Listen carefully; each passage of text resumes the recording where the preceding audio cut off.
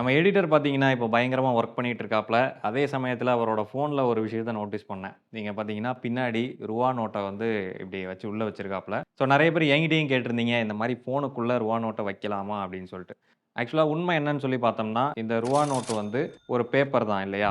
இந்த பேப்பர் அப்டின்றது ஒரு போரான தெர்மல் கண்டக்டர். அதுக்கு அர்த்தம் இது வழியா வெப்பம் வந்து அவ்வளோ சீக்கிரமா கடத்தப்படாது. ஸோ, அதனால அந்த மாதிரி ஃபோன்ல அதோட மெயினான கூலிங் சிஸ்டமே வந்து பேக்ல தான் இருக்கும். அண்ட் நம்மளோட எடிட்டர் வந்து பயங்கரமான கேமர் அப்படின்றதுனால, அடிக்கடி பயங்கரமான கேம்ஸ்லாம் விளையாடும்போது இந்த ஃபோன் எக்கச்சக்கமா ஹீட் ஆகும். ஸோ, அப்படி ஹீட் ஆகும்போது அந்த ஹீட் டெசிபேஷன் வந்து பின்னாடி வழியா தான் நடக்கும்.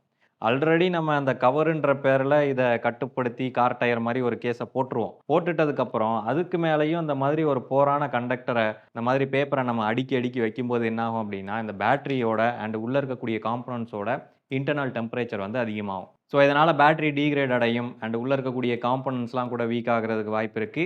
அண்ட் அதே சமயத்தில கடைசியில சார்ஜ் போட்டுட்டே கேம் விளையாடிட்டே நெறைய காசையும் பின்னாடி அடுக்கி வச்சிருந்தீங்க அப்படின்னா, வெடிக்கிறதுக்கும் வாய்ப்பு இருக்கு. ஸோ, அதனால எடிட்டர் அவர்களே, பின்னாடி ரூவாவ இந்த மாரி சேர்த்து வைக்காதீங்க. தனியா பாக்கெட்டுக்குள்ள வச்சுக்கங்க. இந்தாங்க. தேங்க்ஸ்ப்பா.